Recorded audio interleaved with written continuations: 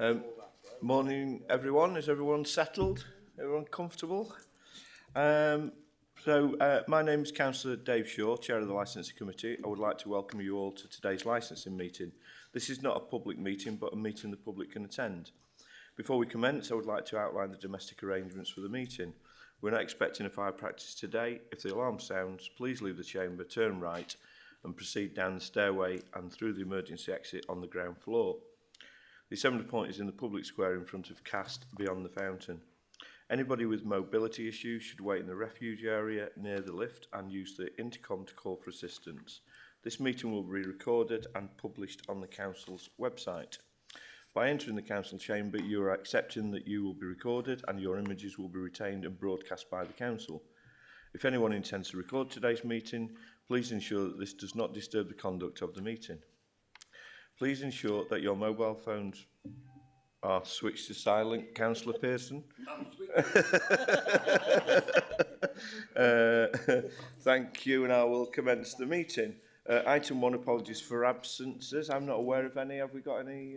Councillor Deborah Hutchinson, Chair. Oh, sorry, yes, you did mention that. I do apologise, yeah. Item 2, exclusion of the public and press. There are no items on the agenda where the public and press are to be excluded. Is that agreed?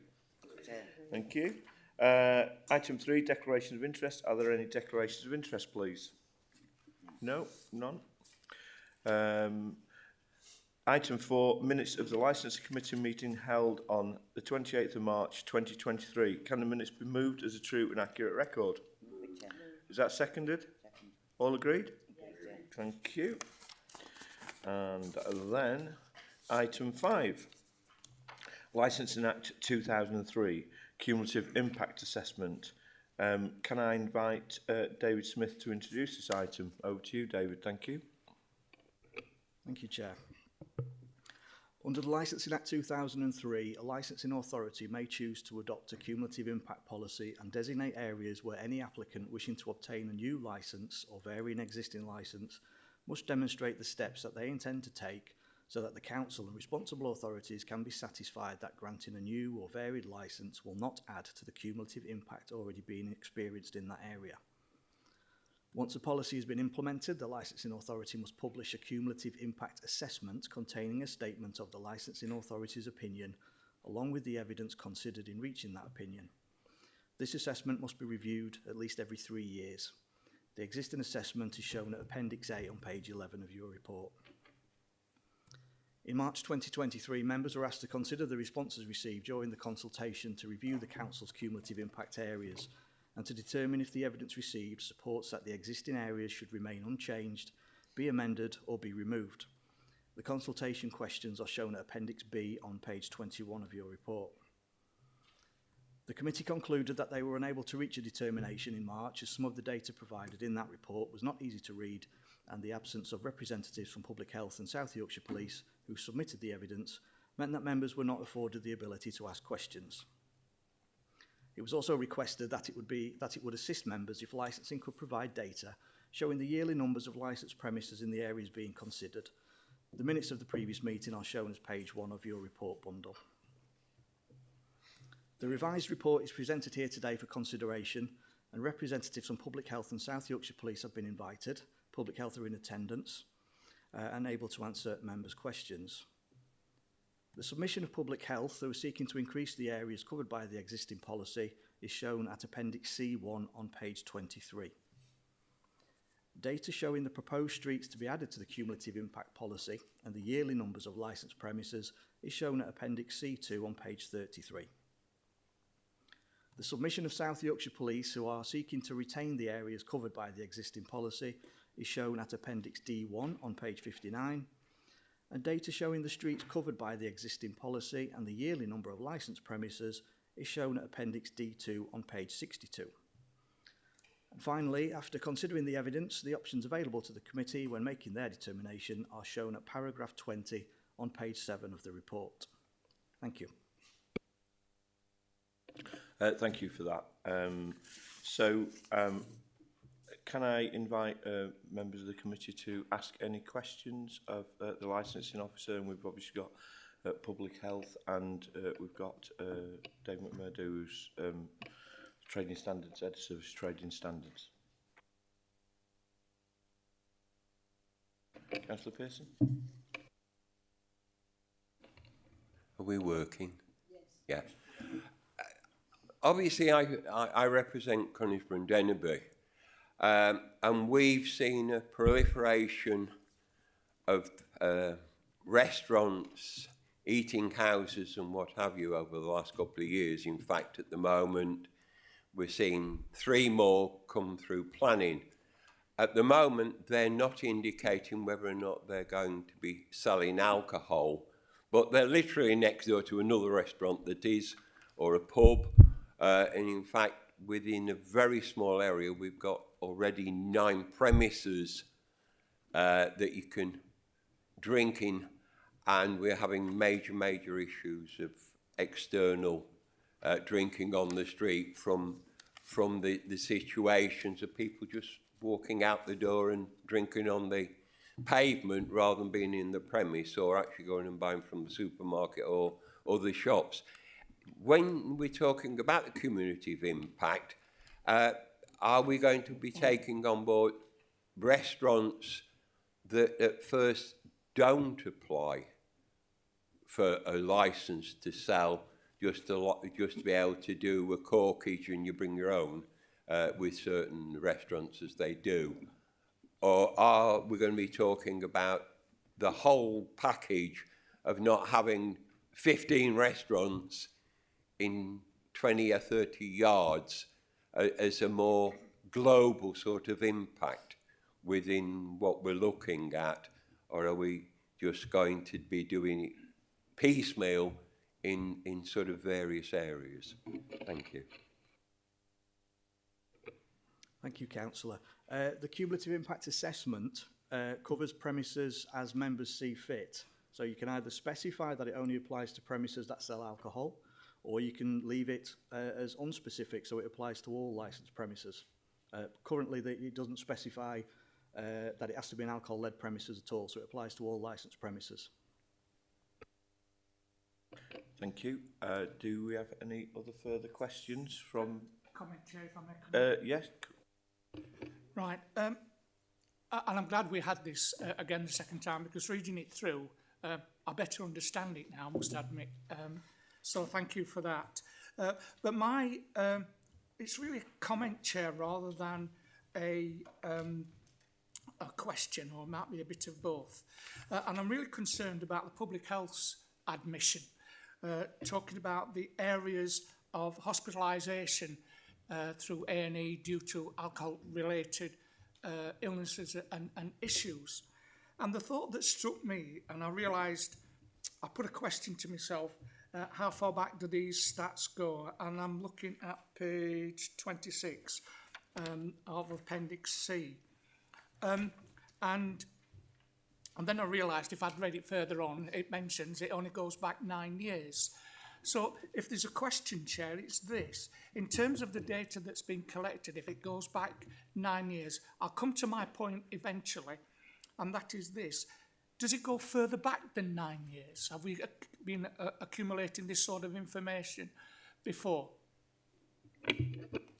Yeah, thank you, Councillor. So the data that we look at, there's 2 parts to the data. One is the local alcohol profiles for England, which is the formerly Public Health England Office of Health and Improving Disparities data, which is a sort of real broad look at the data. However, what we get here in Doncaster, and we are the only town and city, I believe, will have that level of really drilled down data. We get that from the Integrated Care Board. So that's been going for 9 years. So as I say, we're the only ones who have that level of data drilled down to various lower super output area levels. So the answer to the question is we've only got the 9 years. That's how long we've been working with the Integrated Care Board to look at this data. Thank you for that, Chair. But the reason I was asking is this, is comparison over the periods, because, well, I used to live in Bowlby. I don't anymore, unfortunately, I've moved, but that's by the by. I was looking at the deprived areas, and I do recall and I lived in Bowlby for well over 40 years, is that that fluctuated over time. And I look at it in terms of employment and employability and the work that was around then, i.e. there was the coal industry, for example, the associated industries with coal. There was the railway system as well, where people were employed. And men and women would spend their wages. But whether or not there was the alcohol issues then, as there is now, that's what I was looking to do a comparison by. And I realise that those years have gone by. But it's an argument for me, looking to the future, about the north-south divide as well. Thank you, Chair. Sorry, was there further questions in that needed answering from anyone? I was just going to add to Councillor's point. So we know from these alcohol-specific admissions to DRI over the 9 years that nearly 40% of those come from the most deprived areas, which includes Borby that you've mentioned, which includes, you know, the town wards and out towards Mexborough and Conisbrough and Dennerby, 40%. So it's certainly linked to, you know, socio-economic sort of areas of deprivation. Thank you. Just to acknowledge we've been joined by 2 police officers. I hope I've got your, can't quite read your writing there. Is it Sergeant Holly, sorry. Holly Stenton and PC Gwyn Howroyd. Okay, lovely, thank you. Councillor Pearson, I believe you had a question. Yeah. My question's on from John's question a minute ago, because I do a lot of tribunal work and the criminal side as well. And I was wondering if you'd got drawn in the information available from the DWP work that they've done on ESA, stroke, universal credit, alcohol related people who are not able to work because they are addicted to alcohol and alcohol dependent, and also if you'd we've been joined by the police, had data from the police, because we do tend to have periods where we have a lot of drunken disorderlies in batches and in particular areas. So have we got other data other than the data you've referred to from either of those, or from the national information from the NHS, because Doncaster at one point was at the top of the charts for the number of alcoholics being treated by the NHS. So have we got, or can we get something that gives us a really good lot of information that we could do some targeted area to keep up to date with the zones where we're talking about the community of impact by doing mosaic or other sophisticated plotting? Thank you. So the answer is yes, Councillor. We have data coming out of our ears. There's the national data, there's the local data. In regard to, I mean, I'm health, so in regard to the police data, you know, I'm sure we can. In fact, I think I've probably got some data around alcohol-related antisocial behaviour stuff within the city centre. Myself, but the police will have theirs. Anything that you want data-wise to look at, I'm prepared to find it and furnish you guys with that data. Just on what you mentioned around in the Yorkshire and Humber, Doncaster was second worst in the Yorkshire and Humber for admissions in 2020-21. Kingston, you've got that in your pack. Kingston upon Hull was first, Doncaster is second. So there's a massive problem here in Doncaster. It costs the NHS alcohol £17.2 million every year. So we do need to do something about that. Thank you. Do I have any further questions from anybody else? Councillor New? When the questions go out to like public health and police, do the police and the public health get each other's information prior to it being published? No, they would see it in the report when it was shared before it came to the committee in March. Before members obviously made a determination, but they wouldn't see each other's data as it was submitted. It's confidential at that stage. Right, so then police. So following the data that has been produced in CL, how bad we're doing with drink. Why are the police not wanting to extend it when the public health are wanting to increase the areas? So why are we not wanting to extend what, sorry?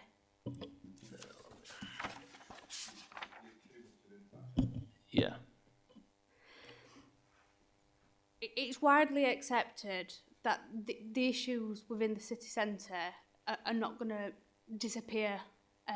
Unfortunately, with the increase in footfall due to social events, for example, we've got a big event over this weekend, we will see a continuous rise and the actual nightlife within Doncaster because it's extending.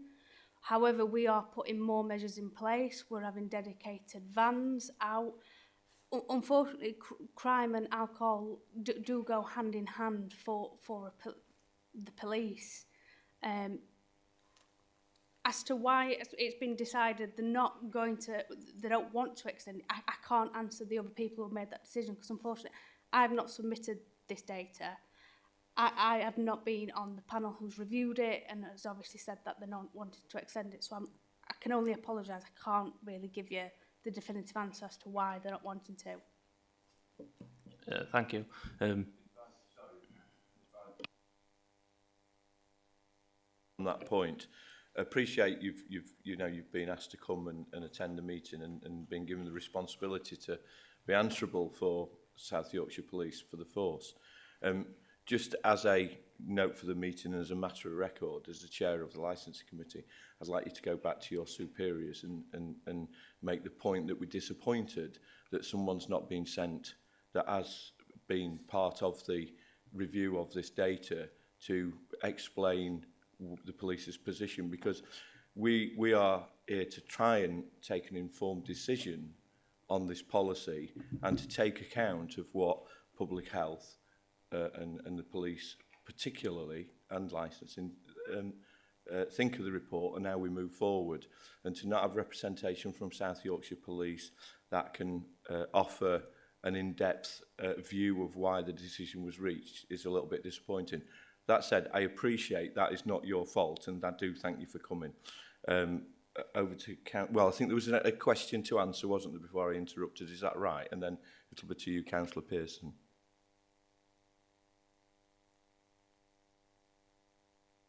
Okay, I do apologise, Councillor Pearson. Thank you, Chair.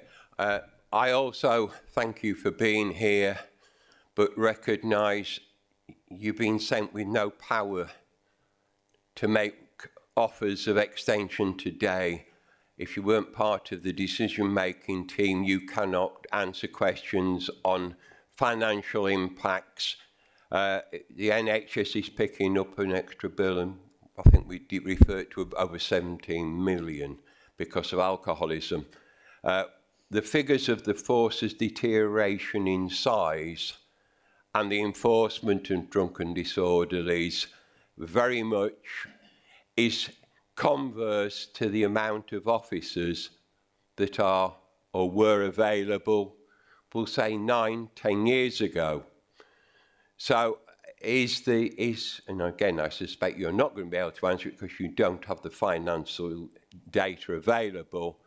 Part of this because you do no longer have enough officers, the financial resources, or the cell space to be able to deal with drunken disorderly in the way you did 9-10 years ago, and no longer are proactive in responding to inquiries about licensing in the way when you had designing out crime officers you were able to do, and the regular visits to clubs and nightclubs that took place, the last, I'm going to say last century, but over the years since we've had a reduction in police officers, the amount of arrests has fallen dramatically, and the amount of enforcement has also fallen relating to the police.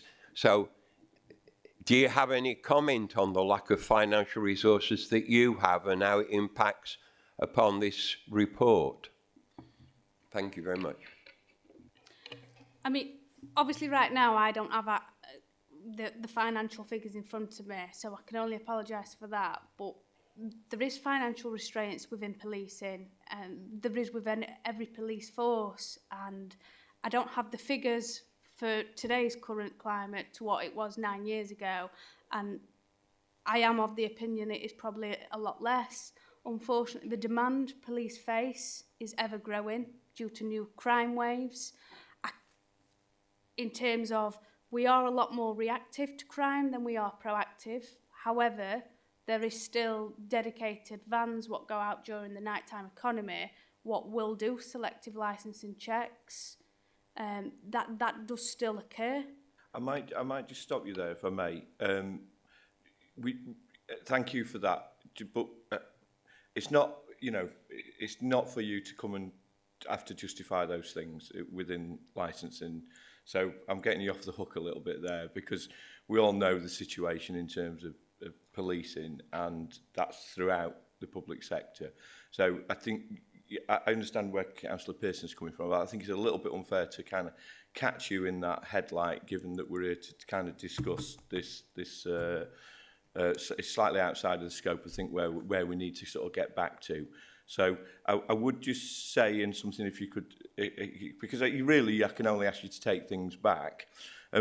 We obviously are in a position where we are seeing increases in problems associated with alcohol, and my view personally, and I think the view of public health and others, is that if we reduce availability or consider throttling availability, we may start to temper some of the more excessive abuses of alcohol. So I think that is where we're coming from, I think, as a public body, or that's our view. So it's a bit disappointing that the police kind of go, well, we've not got the resources to police it, and we know it's getting out of hand, but however, crack on. So if you can kind of express that in terms to, I would hope that you're going to put an email to the people who've sent you. If you could just put that forward as we would like, licensing would like an answer to that, what their view is on that, and why they wouldn't want to see it extended. Moving over, is there anybody else who? Okay, it was Councillor Beach, please. Yes. Couple of things really. First of all, I'd like to reinforce what Councillor Shaw has said about not sending the right people, and I'm not getting it to you, because the same happened at Fishlake Parish Council when 2 officers were thrown in the deep end about something they had no control over. So I would reinforce that. But also, I'm one of the Norton Asken ward councillors, as is Councillor Noon. But one of our problems is not so much the drinking out there, although, it's not desperate, as far as I know. I don't go to pubs. But it's drugs as well. So when you are out and about and stopping people, do you test them for drugs as well? And Sorry. I was just... Yeah, okay. Yeah, can we just... And I think we've established there's limitations in what the officers can offer. And I think talking about drugs, no disrespect, councillor, but it's not, we can't control that by the cumulative impact. And it's not a matter for licensing. Appreciate your concern, but I think there's other forums to discuss. I just wondered if they check, can we breathalyzing somebody. Well, yeah, but I think that's outside of the scope of the meeting. Yeah. Sorry. Councillor Healy. Yes, thank you, Chair, and I won't be disappointed if you overrule me. But it's a comment. It's about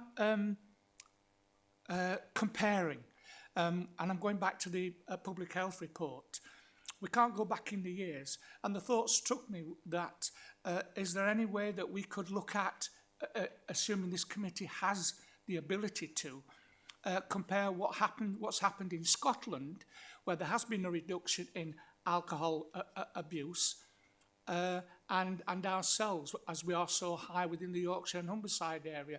I appreciate the constraints won't be exactly the same, or we could do it with another part of the country other than just Yorkshire and Humberside. And I just put that forward, Chair. So there's some comparison.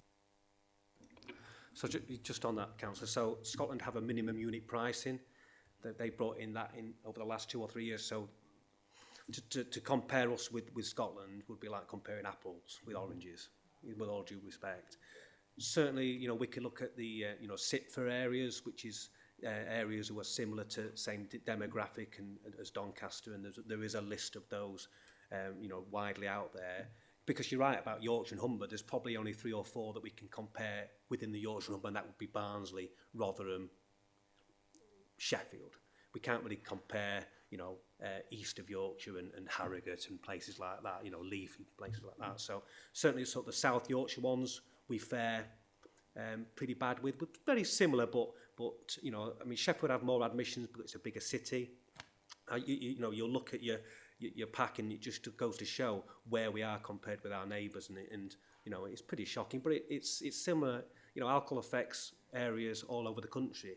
You know, people are still getting admitted from Bawtry, they're still getting admitted to DRI from Tickhill, you know, but the major part, the major amount of people come from those areas that you've highlighted previously. Okay, are there anything from anyone else? Councillor Noon at the back there, thank you. So following the increase from like 2008 to now, so it's been steady year-on-year increase. Do we think as a council we're doing enough? And what can we try and do to further this bad situation that we're in? That's a really good question. I think there's always more to be done. There's always more to be done, you know, from a part. I forever bang on about these admissions, but it's only really lately that the Integrated Care Board have seen, you know, have actually realised how much money it's costing them. So we're looking to get an alcohol care team based at DRI, which other areas in the Yorkshire Humber have. So that's a 7-day-a-week service, you know, with lots of nurses, you know, the social side of it as well. Because people are coming into DRI not just once; they're coming in 3 or 4 or 5 times a year for a week. You know, so there's obviously something not quite working. So there's that. I mean, I always bang the drum. We spend a lot of money. We do spend a lot of money. Our drug and alcohol service, we spend £6 million a year. But what's happening is a lot of people coming into DRI then aren't accessing the community service to get treatments, you know, around their alcohol. What they're doing is they're using DRI as a detox. They're getting a detox in DRI, starting to feel a bit better. Well, I don't need a spire. I'm all right. And then 1 week later, they're starting again, 2 weeks, 3 weeks, and then they're back in there. So there's definitely something to be done. You know, there's always more to be done. Yeah. Can I just come in, Chair? Is there anything locally we can do around like alcohol duty tax and stuff, or is it set nationally? Is there nothing we can do locally? That's the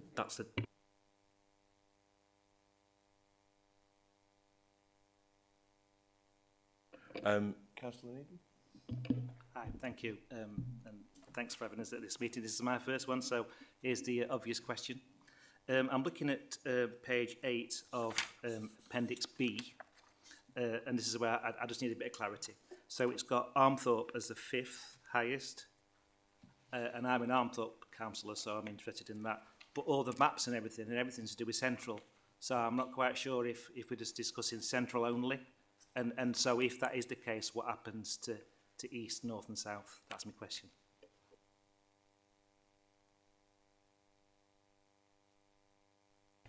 So the community impact zone is within the sort of central area, the city centre area of Doncaster. Whereabouts are you from?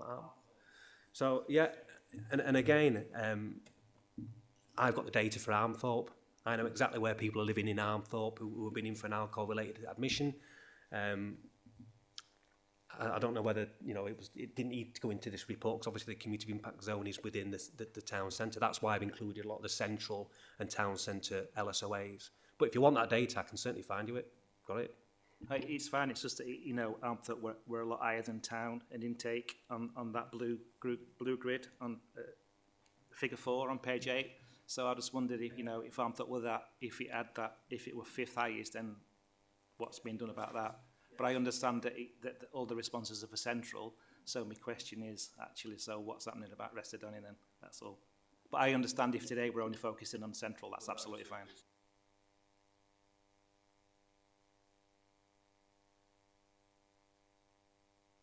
sorry, that's back from the original document, isn't it? So that's back from, data from 2013 to 2018-19. So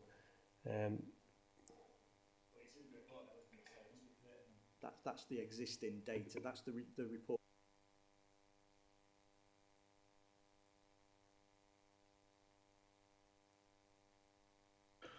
Oh, are you satisfied with that, Mr. Councillor? Yeah. Yes, yeah. Do I have anything from anyone else? I've got a few questions which may lead to other questions and a few points I want to raise, if that's okay. Obviously, through the introduction, David acknowledged that we'd push this report back. And what I would just briefly like to talk about, and I've had some conversations after the last meeting regarding this, and with committee's indulgence, how we go forward from where we are with this. I think that Councillor Needham's raised quite a valid point. We have a alcohol problem across the borough, not just in the town centre, and I think we should be looking at how we support other areas around cumulative impact. I would also like us to try and agree a more regular review. I think, is it every 3 years? A minimum of every 3 years. So I would quite like to consider, and it's not for a decision to be made now, but just to consider if we review this before a full licensing committee on a more regular basis. At minimum, I would suggest 12 months, so we can see how things are going, and if the way we get the data sets allows us to do that every 12 months, and that would be really useful. In terms of consultation, I'd like it to be considered whether prior to consultation there's some discussions about the scope of that consultation before we go out, so there can be some input, so we can see that we may be looking at things in a different way and how we tackle things differently. I'd also like us to consider what other data we should use, because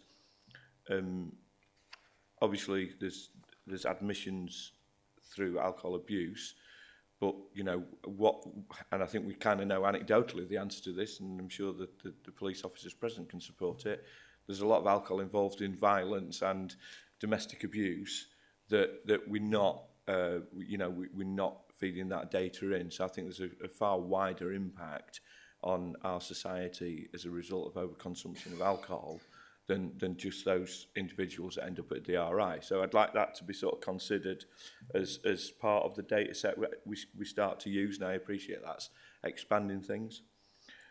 I know we spoke, Andy, when we had a meeting a few weeks ago about the stance taken by public health. And my view, and again it's for the committee to talk about, is that the public health has generally taken quite an hands-off approach, in a way, as in if some very basic boxes have been ticked, as with the 1 can rule, for example, then well that's okay, and it's not actually using the cumulative impact zone in the way intended, i.e.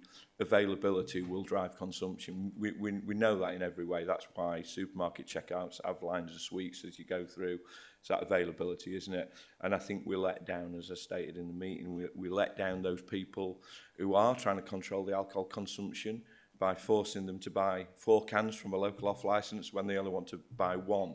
And the cohort that we're trying to control through the 1 can policy is a very relatively small cohort that we have no control over anyway, really. It's very, very little impact. So, and again, it's for the committee, I'm the chair, but it's for the committee to either endorse or disagree with what I'm saying. But I would like to see a more robust approach from public health in coming to licensing meetings and putting in, objections, justifiable objections, if you think from a public health point of view it's detrimental to have another licence. And I suppose my kind of last point would be the mapping. I understand how we've got to the point where the mapping is how it is, because we've discussed it, But it is, you know, when you look at it, it's quite illogical where we'll have a, you know, we'll have a kind of, you know, the bottom end of the street's included, the middle of the street's not included, and the end of the street's included because, and I'd like us to move to a more whole area kind of mapping, as in like we do with Article 4 or, you know, other areas that we determine need certain controls. So there's probably more observations and questions there, but I don't know. I'll come to you in a minute, Councillor Pearson. You pop your hand down, I'll come to you. But so if you want to address that to the committee, those things, and then I'll bring Councillor Pearson in, and then maybe there's some other questions that develop out of that. So I've got a meeting on the 20th of September with Councillor Nigel Ball and Rachel Leslie, looking at how we move forward in regard to licensing and alcohol. I know some of our colleagues within public health, they put representations in for all, is it takeaways? Is it takeaways? Yeah. So they already do that as a matter of course. So if you're wanting us to go down that route, then I'm quite happy to put them in. We have been told in previous times that when I actually put these representations into the licence committee, we didn't need to bring that. We could have sorted it out between us beforehand, you know, done some negotiation with the licence holder around hours of opening, reduce the strength schemes and things like that. But obviously, you know, you're keen to adopt a new approach, so that's my thoughts. I'm quite happy to do whatever. I do believe there's a massive problem here in Doncaster, it's the same as Barnsley and Rotherham, and we need to do things differently. We need to do it, because if we can't carry on the way we're doing, then it's never going to change. Councillor Pearson, that's my motivation. You know, I drink alcohol. Probably most people in this room drink alcohol. We all know the power of it. We know sometimes we have to rein ourselves in. Many of us are lucky enough to have a support network of friends and family. Others don't. So I think we just have that responsibility that we've got a tool here, and it's not, you know, it's clear it's not working in its present form because we're seeing an escalation. So I think we have to seriously look at it and look at how we change this. To paraphrase an old fellow councillor, if you always do what you've always done, you'll always get what you've always got, and that's the situation we're in now. So I thank you for your response. I'm going to bring in Councillor Pearson now. Yes? Working? Yeah. Thank you, Chair. You've partly said what I wanted to say in relation. Obviously, I don't want to put this report off again. I want to move it forward today. But data sets, I'd love it to be on GPS, real time, rather than struggling with plans and what have you, and electronic update. Often in court, we have situations where probation are asked to do what are called raw days rehabilitation things, and the number of times alcohol-related education is talked about within that is quite massive in the domestic violence setting and young people. I wonder if that data could be sought through probation and youth offending and youth education to add to the data sets. Conisbrough used to have a drink banning order. We're trying to get in a PISPO at the moment, but getting data sets to cover it and get it involved, very hard, and both from the police and from anybody else, to make it that we can actually stop people drinking on the street, even though we have drunks every day of the week, causing public nuisance. So again, if we've got something that does the areas and the districts in a way that actually mean we really are being able to control it. The single tin issue is something we've looked at, but then you find they get clubbed together and buy 4 or 12 because it's cheaper. So there are pros and cons in the areas. But again, if we were to start, as we do now with the various notices, that we're now issuing to people who are constantly alcohol dependent, and obviously they are not or should never stop drinking instantly, because obviously the harm caused to a true alcoholic, alcohol dependent person, instant stopping can be life-threatening. So perhaps we need also to be looking at how people get their alcohol. The NHS used to give Guinness away. There's an interesting thought in the 21st century.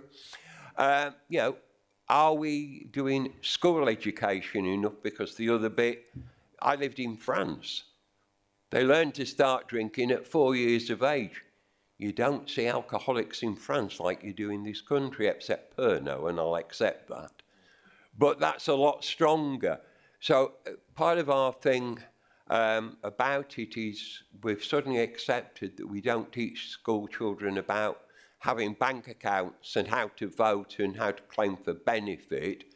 Perhaps we need to include in their education a little bit more about the impact, the long-term impact of alcohol and what have you, considering you can start drinking at 14 within the licensing as long as it's limited to various forms of alcohol.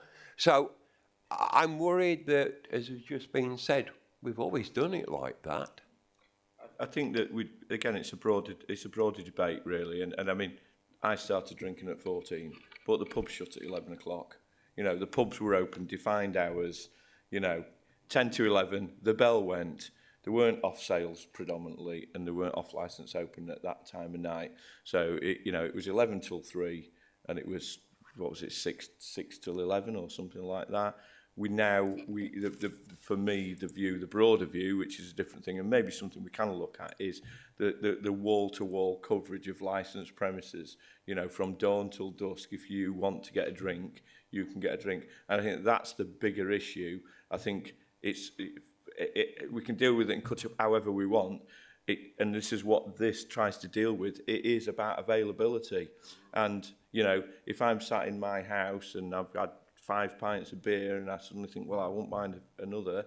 If there's an off-licence 2 doors away or somewhere I can buy some, then I'm probably going to wander there. If I've got to walk 2 miles to get some, then I'll probably go to bed. And I think that is it. It is that, I'm not saying, and I see your face, I'm not saying some people wouldn't. What I'm saying is that there are layers of people, and people become alcoholics over a period of time, and generally it's driven by access. Back in there, Chair. So if I just give you some figures. So in Doncaster, we have approximately 4,000 dependent drinkers, 10,000 people who are drinking at really harmful levels. But what I'm really mindful of, Chair, is the fact that we don't penalise those who are drinking at, at responsible levels. We've got plenty of people in Doncaster, you mentioned it yourself, who drink, but drink responsibly. So, I'm sort of conscious that we're going to penalise those people who are drinking responsibly for those who are drinking sort of harmfully. The point Councillor Pearson made about schools, we've tried to get into schools. We Public Health commissions a Zone 5 to 19 service, which used to be sort of the risky behaviour service for young people. They're desperate to get into schools to give some lessons around just safe behaviour being a young person, and that would include alcohol. But they're all academies, and we just can't get in. It's not for want of trying. I hear what you're saying about not penalising, people who are drinking responsibly, and obviously that's a valid argument. A new health report was published. I say health report, its status, I think it was peer reviewed a few weeks ago, saying that there is no safe level of alcohol consumption. So, yeah, I mean, I live on Bennetthorpe and we have the races. We're coming up to race week. It's shocking. It's absolutely shocking. And, I would say the vast majority of people who walk past my house, and there's a lot of them, are absolutely plastered. There is, I think you would struggle to go to the racecourse. It's a massive event for us, and if you could come across, you know, half a dozen people that you could qualify as responsibly drinking, you'd have done well. So I think there is these huge events in all towns, as in Doncaster, where there is huge levels of binge drinking, and as a result, we get massive spikes in the police response, domestic violence incidents, and admission to hospital for sustained injuries while drunk and injuries against others and alcohol poisoning. So I hear what you're saying, and it's not a wrong argument, but we are on an upward slope, and I don't want to, you know, if I'm here in 5 years' time, I don't want to be having the conversation where you say, well, yeah, when we last spoke about it, you know, some years ago it was 10,000 problem drinkers. Actually, it's 20,000 now. So yeah, we have to be mindful and we have to be balanced, but I think we're the wrong side of that balance right now. Yeah, could I bring in Councillor Eppinstall, please? First, now I'll come to you. Hello. Yeah, just wanted to comment on what you said about wanting to get into schools. And it's worrying that you're saying because they're now all academies, it's not even an option. But, I mean, as far as safeguarding is concerned, that's what we do have some control over academies. And to me, being educated about alcohol and alcohol abuse is a form of safeguarding, so I don't know why we can't get around it in that sense. And just one other thing, in scrutiny we had Aspire come to speak to us about people not being able to get the help when they get to a certain point where they know they need help, but then they've got to wait 6 to 8 weeks for that help. So when that 6 to 8 weeks has come about, they've already started drinking, that realisation has gone, and then it just all goes on as it always has done. So it's not really a question, but I just think there's some work to do around young people and educating young people, and being chair of children and young people, something I could take back to my scrutiny panel. Thank you. That's a really good point, Councillor. So we have been in touch with the designated safeguarding leads for all schools. Mel Walton's the service manager of the Young Person Service Zone 5 to 19s. We've done a lot of work around parental outcome issues here in Doncaster, you know, so we know that there are between 1,200 and 1,400 children who live with a dependent adult here in Doncaster, and all the sort of negative consequences on the life course that would you know, happen to that child going forward. It's a big problem. It really is, and you know, I'm preaching to the converted here. But so if we can do anything together, then fine. I'm happy with that. It'd be great. Thank you. Thank you. And well, it is a problem around the country, and I've looked at Doncaster's data here. We do have weeks of prostate cancer and various other things. Between the public health, the licensing and the police, could we do a full advertisement within 2 weeks within Doncaster of drinking responsible, and really push it further than where it has been pushed before? So we have a Rethink Your Drink campaign in Doncaster, which is our social media alcohol awareness campaign, and that's about responsible drinking. It's not about, you know, shaking our finger at people to stop drinking. It's about just, you know, think about it in a deeper way. So that's, we commission Ardash communications team to do that, and there is posts going out every month. You know, this last week was one around fetal alcohol spectrum disorder. There's one going out around, you know, safer drinking today because of the race is on.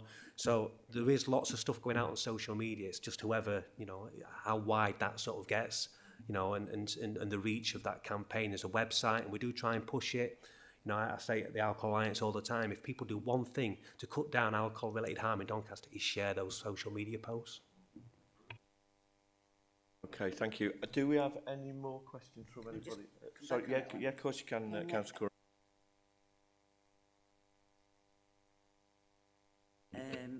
I don't understand the social media, but when you're going out for a drink, you're not looking at the social media. No, it's that drip, subliminal sort of messages that we're trying to get. We need a stronger presence on this problem within Doncaster. I know everybody's doing the best they can. I'm not saying they're not. But like prostate cancer, we had a big push on it, and a lot of people's lives were saved. If we had a big push, maybe around coming up Christmas time or various other times, with the police, with public health, with licensing, to put information out in Doncaster and the surrounding villages. It's not just Doncaster itself. So a big push like that would help.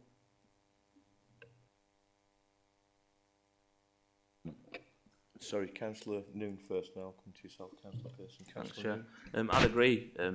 It's sort of, you can target it easy with more signage in and around town. It's something that we can do as a council that shouldn't be that costly if we do want to try and tackle this massive issue that we've got. Do we have the data on the, so in report you've given us the top 1, 2, 3, 4, 5, 6, 7, 8, is it about 10, 11 that you want to extend it to public health? Do we have the data for the anything that's above, let's say 66 on the average, so 20% above the average? So yeah, so we've got the LSOA data across the whole borough, and as already been mentioned, town's city centre is high. You know, those LSOA areas are very, very high, but again, there are areas just as high in Mexborough, Denby, Conisbrough, Bentley as well. Because for me, we know we've got a massive issue, and we're doing a little bit, but not enough. I don't think it goes far enough. If you're giving us 11, us as a council, I don't think that goes far enough. I think we should be targeting anything 20% over the average, because it's a massive burden on taxpayers, council, everybody. So I think we're doing a little bit, but not enough. Okay, that's noted. But we've got to remember a lot of those admissions. So say if there's 1,000 admissions to DRI, it's not 1,000 different people. It's probably 500 people coming in twice, or 200 people coming in 5 times. These are multiple admissions. These are multiple people coming in. So do we have then, as a council, Councillor Pearson touched on it, powers from council and police for banning orders or anything like that?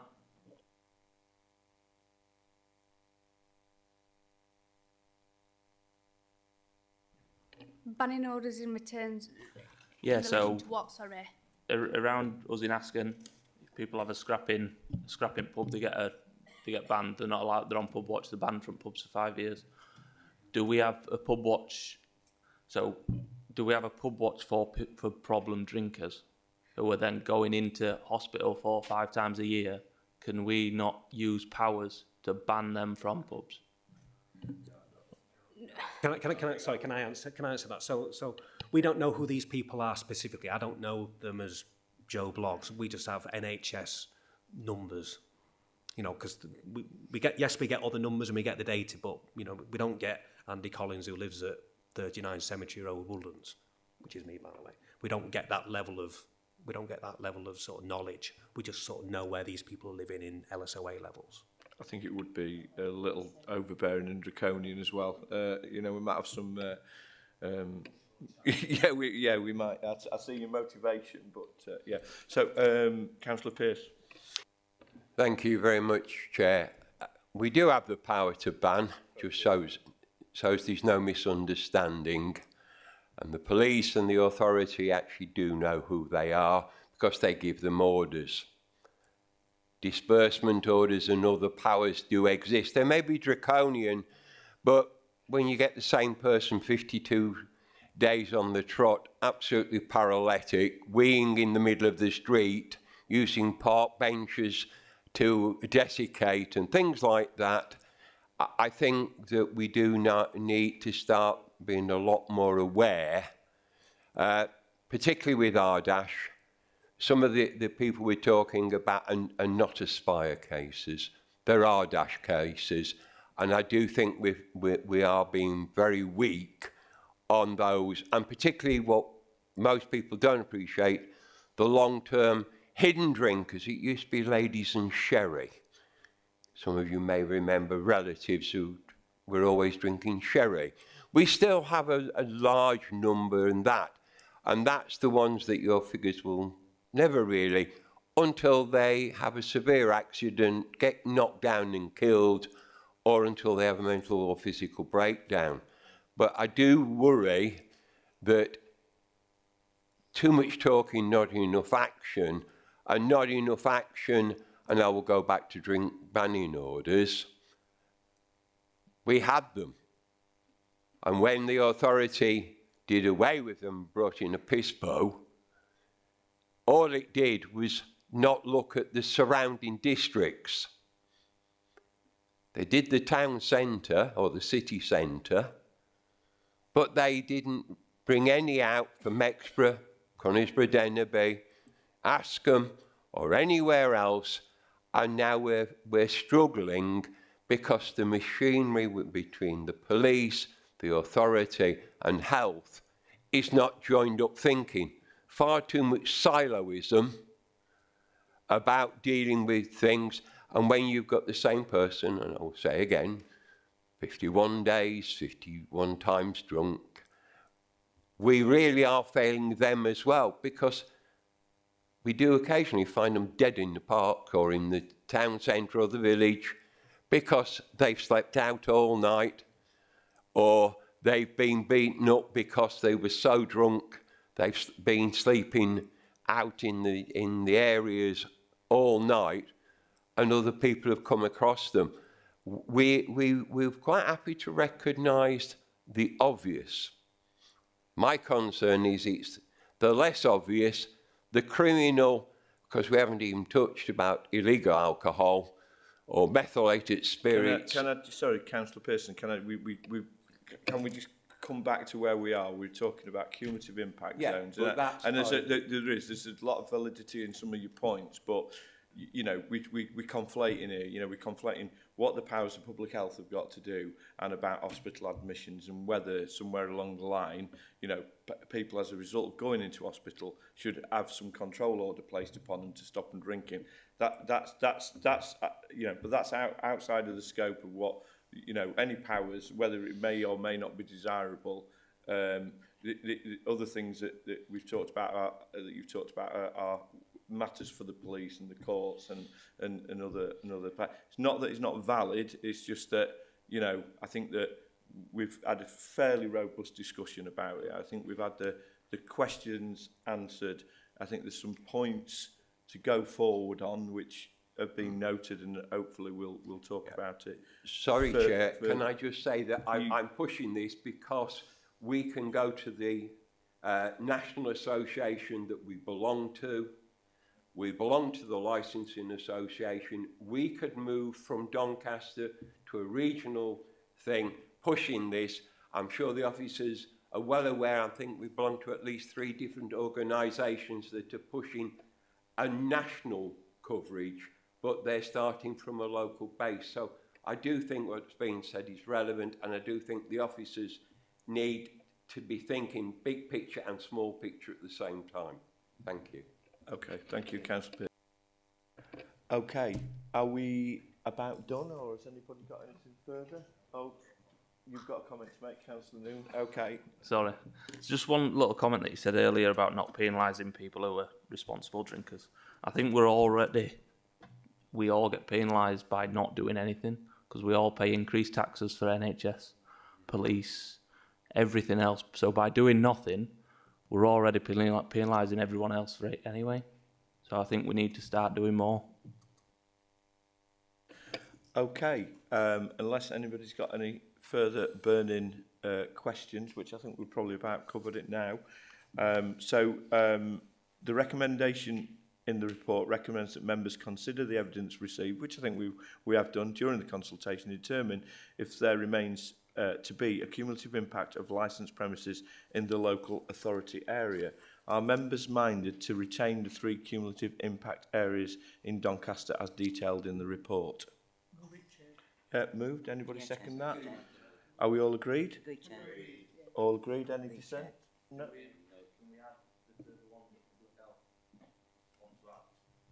Well, we can only vote on this consultation and on this report.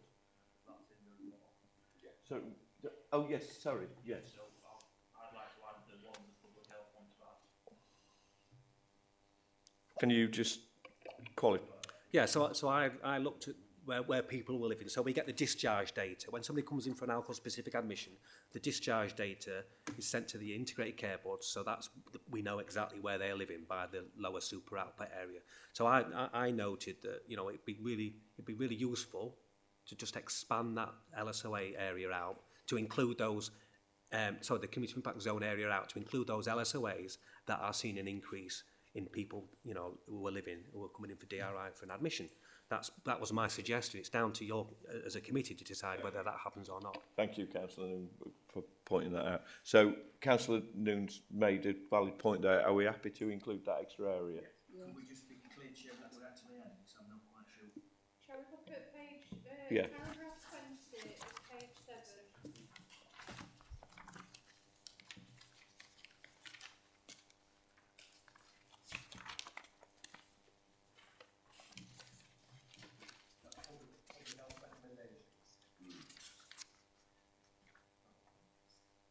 It's the option you've got. So we're talking about option B, you're suggesting that. Yeah. Yes. That's a separate vote, isn't it, Chair? Well, I mean, I'm working on the recommendations that I've got before me, so I mean, I'll have to take Marie-Claire's advice. Obviously, we can deviate from that, but I just need to know how we couch that. Not deviate from her advice, obviously.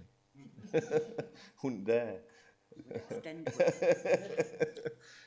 Chair would extend work within the policy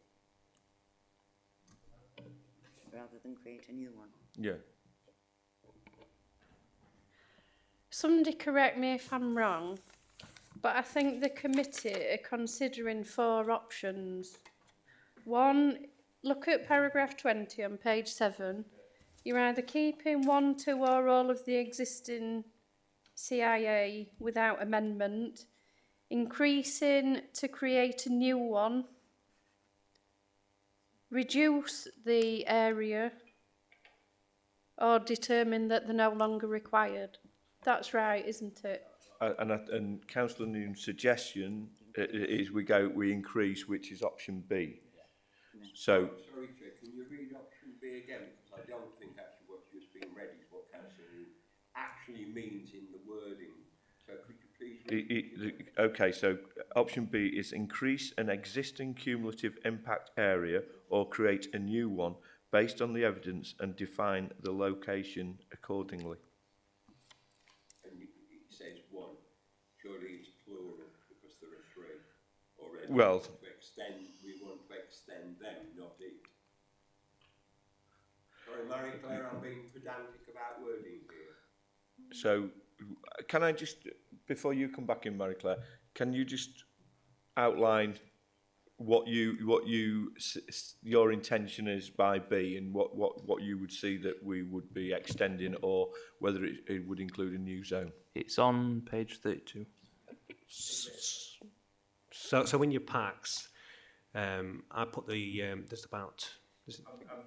I'm saying that as much for Councillor Pearson, right. if that's all right. Okay, yeah.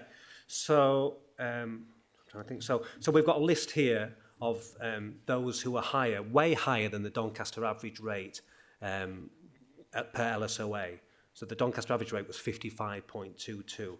Borby Bridge is the highest at 153.73, and they go down to Hexthorpe at 99.78. There's about 10 there. So I would recommend, my recommendation would be to ask if we expanded the community impact zone to cover those additional LSOAs that weren't in the previous one.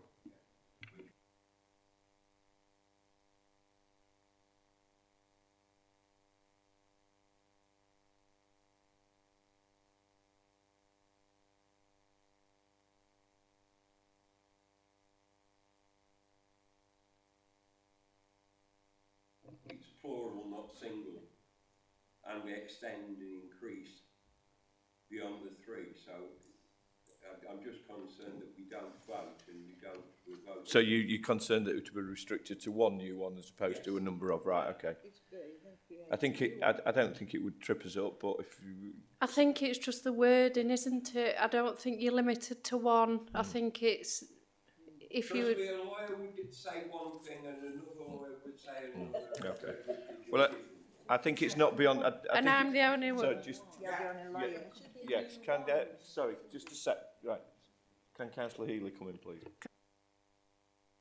Committee Chair, that we leave the wording to the officers and that the chair and vice chair agree it on our behalf.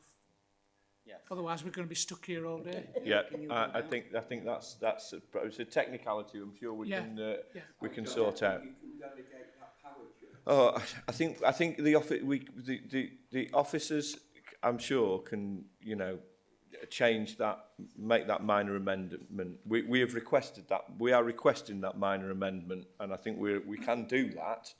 And so that. Sorry, you're looking. What are they actually changing?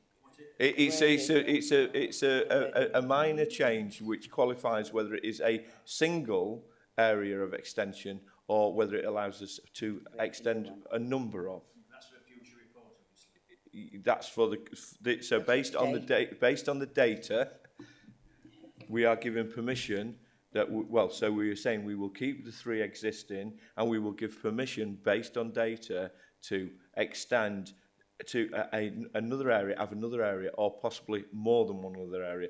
Councillor Pearson's point is that in the wording, it really, because it's singular, it would only allow one. Councillor Pearson's point is that that needs to be plural.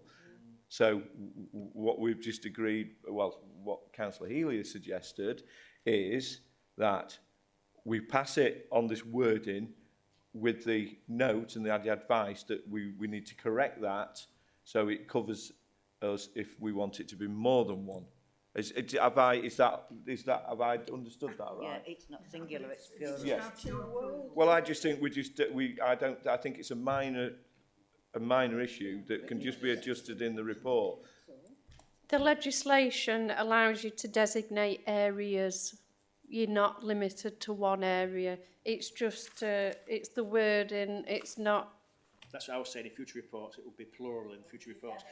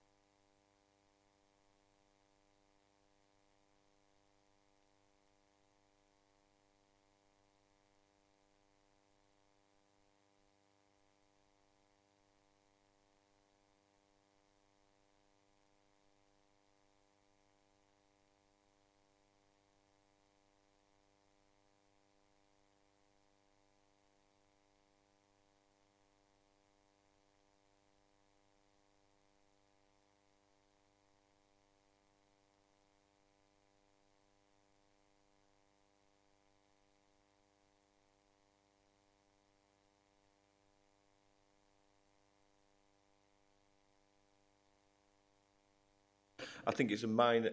I think it's a technicality that I understand Councillor Pearson's concern, but I think it is a minor technicality, and we're disappearing down a rabbit hole. Yeah, but the specifics of the areas is not a technicality because it's gonna be. But we need to establish where if these are new areas, or if this is an extension of existing areas, because this is going to be significant when you get an application that's in one of these areas. Sorry.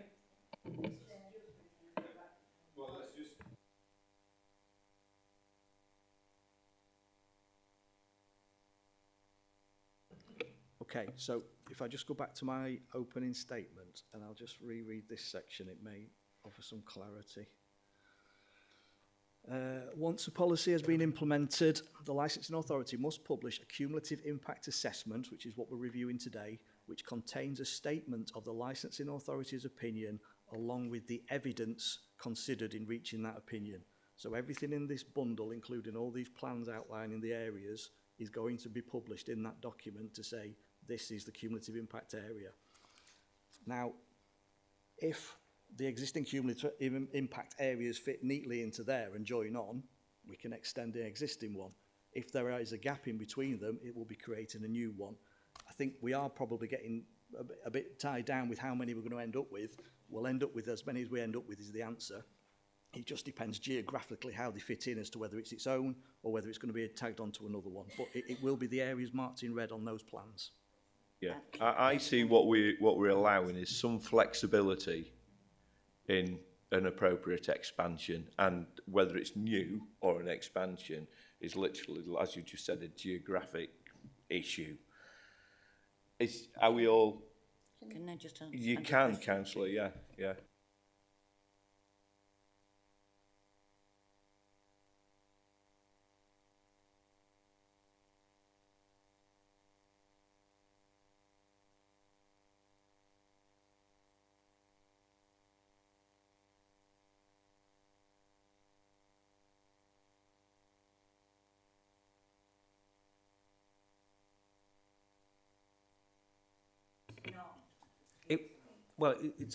It's the areas within the red, so it's within the LSOA boundaries. That's page 35. So all these, I think there's a 10. Yeah, there's 10 LSO areas that they're all within the red. It's quite confusing, councillor, to be honest, but they are all within these defined footprint areas per LSOA. So anything within there, really. When I came... The fact that it's in there, does that not mean it's in there? Chair, I'm sorry. Yeah. Sorry, Chair. That's okay. Right. Can I just point you to page 37?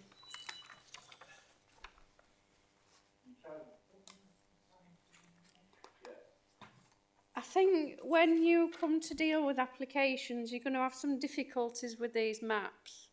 No, but that's always been the issue. That's where we've been coming from. That's why this report was not back the last week, because of the difficulty around the maps. Well, on page 37.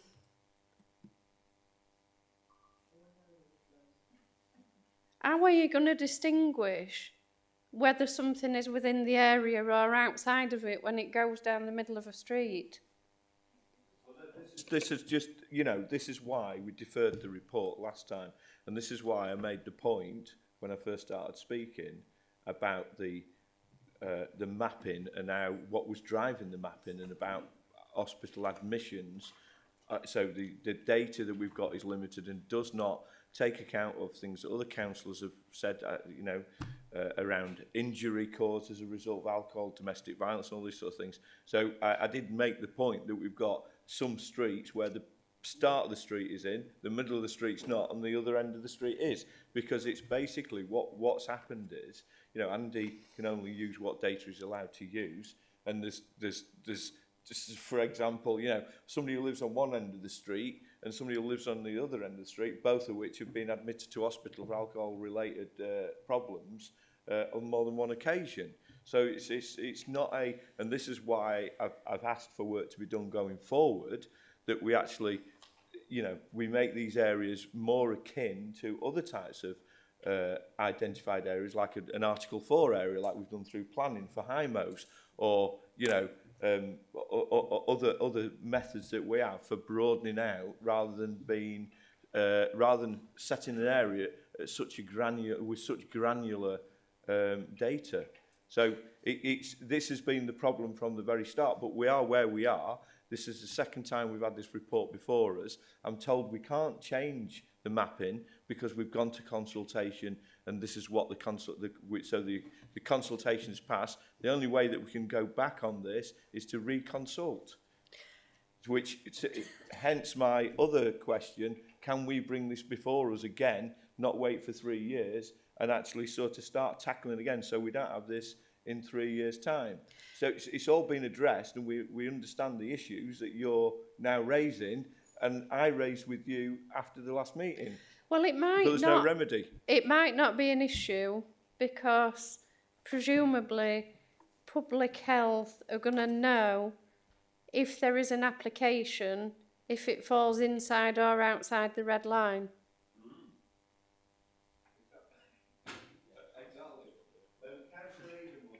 The Councillor Needham wants to come in. Thank you, Councillor. Thank Thank you. Yes, I'm all for the recommendations and thanks for the work on that. But again, I'm in East area and the 10 are all in Central. Is that correct? So what's happening with North and South and East? And because, you know, and does that mean that that's not considered at all? Is that for a different meeting? Do we have to wait for 3 years? Correct me if I'm wrong, but I think that's a completely different. Yeah. I've made some notes from what you said, Chair. So I think we need to bring it back within a year. We need to review some of the areas like Armthorpe, Mexborough, whatever, see if they need to be in. So I think you need to make a decision on what you've got in front of you now. It may be that some of the areas extend because they're next door. Some are completely new on their own. There'll be new ones. So that's answer B, really. I think what we've got before us, we've got the report. We don't want to push it back again. I think we all are in agreement that in essence this is a good policy that needs some work on it, and we're supportive. So I think we need to look at that. I think it's a fair suggestion from Councillor Noon that we go for option B. I accepted there is a minor grammatical error, but I think that then gives scope for some movement before it's brought back before us, and I would suggest that it's brought back before us no more than in 12 months' time. But if there is sufficient data and there is movement and there's some ideas to bring it back before then I think we should be at liberty to say, yes, we'll review it again. Councillor Pearson. Thank you.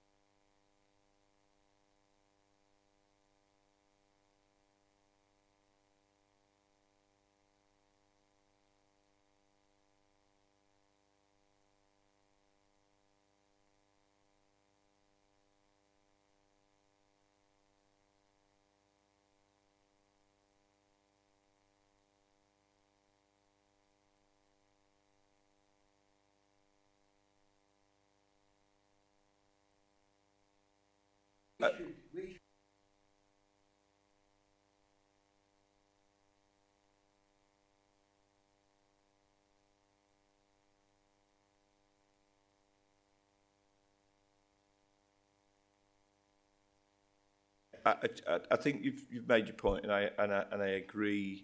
I agree with you that work needs doing in the other areas. What I would say, just from a point of view of the city centre, the whole of the borough drinks in the city centre.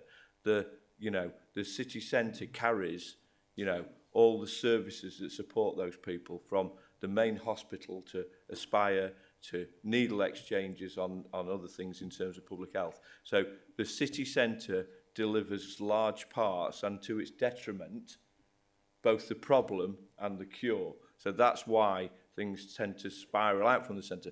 But it's a completely valid point you've made, but that's down to the officers and their workload and their ability to do this work. But I think from a committee point of view, there's no reason why we can't make time available to oversee whatever reports public health and licensing can bring before us. But if we're all agreed on that, then that's fine. But I would like to move on to get this report over the line, and then we're all minded that what you're saying and what Councillor Noon and Councillor Needham is correct, and we need to do that work. But let's get this aspect of our meeting done, and then we can discuss outside of this meeting, which is probably be more appropriate, how we tackle the areas that outline of the city centre. Can I just raise 2 points, please?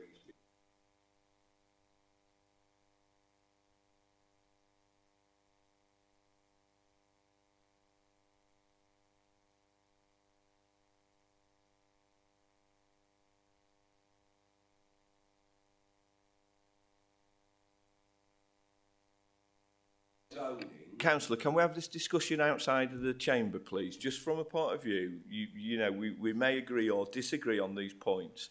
That's fine. But let's just deal with the business in hand. Well, I don't, and I'm the chair of this meeting, so I'm just asking you to be respectful of that. We can discuss it outside. We need to get this piece of business done because largely we are agreed. So let's get that done and then we can have a discussion outside of the semantics or whatever of who drinks where. It's not really that relevant right now. So we have agreed, I believe, that we're going to adopt option B. Yeah. So are you saying, first of all, you're retaining the 3 We are. CIAs, Yes. as in the recommendation, And adopting within that option B, which is increase an existing cumulative impact area or create a new one based on the evidence and define the location accordingly. Are we all... That's on page 32. That's on page 7. Section B, page 7. Is that the wording you want to change? Page 32, which is there. The 10 are listed Yeah. in the central ward from Bowlby Bridge to Hexthorpe. They're the areas you want them to add. Yes. My Yes. basic terminology. Yes. Yes. And you want to review in 12 months? We want to review this within 12 months and we want a review of the outlying areas as soon as is feasibly possible. I'm sure Andy will get back to us on... Andy's going to have discussions and David's going to have to discussions, as is Dave, around workloads and when that work can be done. Yeah. Yes, Councillor Noon. Not all areas might need doing. It might just be that there might be some in every area, but yeah, well, over the average. I think that'll shut down the workload. We just facilitate whatever meetings are needed around the data going forward. We'll facilitate those meetings. The reports will be compiled, and then the reports will come back before licensing. Hopefully, in a shorter time frame than 12 months. But we have to be, as the police is short resource, so is public health, so is licensing. And so we have to be mindful that that is a piece of work that will need doing, and we have to give them time to complete that. So I would say, ideally in 6 months' time, less if possible, but that may not be possible. But just, sorry, before if it's related to that bit, can we just wait while we get this report voted through, please? Is that all right? So, are we all agreed on what I've just said? Just to clarify, number 4. Yes. You want to say to review what other outlying areas need to be a CIA. Yes. Along those lines, Charles. So Yes. Yes. So. And sorry, and in terms of these areas, where they can, they will be added to an existing area. Yes. If they can't, they'll become a new area. Yes. Yes. Thank you. Okay. Brilliant. So, have I got somebody who will move that for me that we accept that? Move it, Chair. Moved and seconded. Are we all agreed? Yes, Chair. Great. Agreed. Thank you, everyone. So we've now agreed that. I'm going to conclude that concludes the official business of this meeting. However, I'm sure there will be other discussions that will take place after the meeting is concluded and at future meetings. Thank you, everybody, for their attendance and the patience.